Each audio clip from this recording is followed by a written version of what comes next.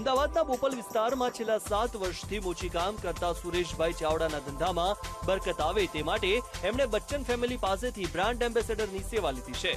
દેશની મોટી કંપનીઓ બચ્ચન પરિવારના સભ્યોને ઊંચી રકમ ચૂકવીને કંપનીના બ્રાન્ડ એમ્બેસેડર બનાવતી હોય છે, ત્યારે સુરેશભાઈએ એક પણ રૂપિયો ચૂકવ્યો નથી। સુરેશભાઈએ બચ્ચન પરિવારના સભ્યોની તસવીરવાળું બેનર તૈયાર કરાવ્યું છે, જેમાં લખાણ લખ્યું છે, ખુશ્બુ ગુજરાત કી બૂટ ચંપલ રિપેરિંગ। એમના આ માર્કેટિંગ ફંડાથી ગ્રાહકોની સંખ્યામાં વધારો થતા આવકમાં પણ વધારો થયો છે।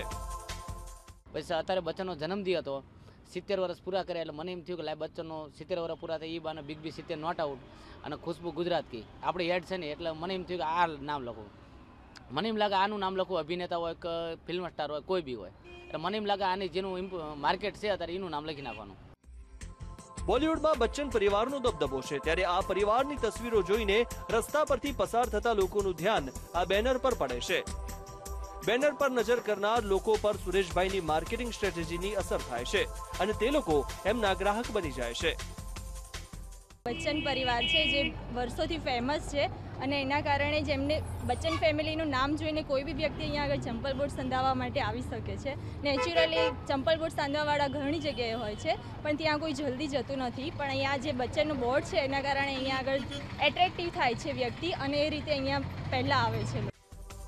T20 વર્લ્ડ કપમાં ધોનીની કેપ્ટનશીપ હેઠળ ભારતીય ટીમ ચેમ્પિયન બની, ત્યારે સુરેશભાઈએ સૌ પ્રથમવાર ધોનીની તસવીરવાળું બેનર પોતાના ધંધાના સ્થળે લગાડ્યું હતું। તેમનો આ પ્રયોગ સફળ રહેતા તેમણે બાદમાં વિરેન્દ્ર સહેવાગ, સંજય દત્ત, સલમાન ખાન અને હાલમાં બચ્ચન પરિવારની તસવીરોવાળું બેનર લગાડ્યું છે। તેઓ ધોલેરા પોર્ટ નજીક આવેલા પીપળી ગામના રહેવાસી છે, ત્યારે આ બેનરમાં જમીન લેવેચના ધંધાની પણ જાહેરાત કરી ફાયદો મેળવી રહ્યા છે। પહેલાં મારો નાનો ધંધો હતો, બરાબર, હાવ નોર્મલ હું બેસતો હતો, મારે આવક થતી નથી થતી। એમાં શું T20 વર્લ્ડ કપ ધોની જીતીને આવ્યો, એટલે મને એમ થયું કે લાઈવ બોર્ડ મારું। પહેલું બોર્ડ મેં નાનું એવું માર્યું, એટલે ધોનીનું નામ રાખ્યું, બધા માણસો મને ધોની તરીકે બોલાવવા માંડ્યા। પછી તો જેમ ઇમ્પ્રેશન આવી, પછી સહેવાગે 219 માર્યા, એટલે મુલતાનનો સુલતાન વીરુ નામ આપ્યું મેં અને સહેવાગનો ફોટો આપ્યો।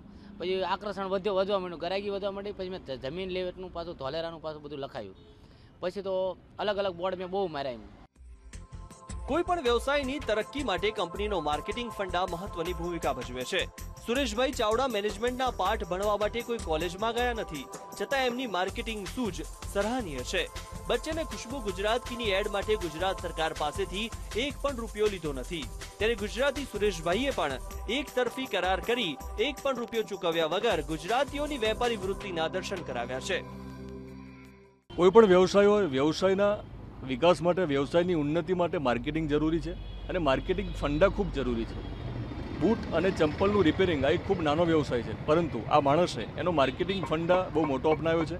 તેને એક્ટર અને ક્રિકેટરનો બ્રાન્ડ એમ્બેસેડર તરીકે ઉપયોગ કર્યો છે અને તેના ધંધાનો વિકાસ કર્યો છે। કેમેરામેન પ્રવીણ વાઘેલા સાથે દિનેશ સિંધાવ, VTV અમદાવાદ।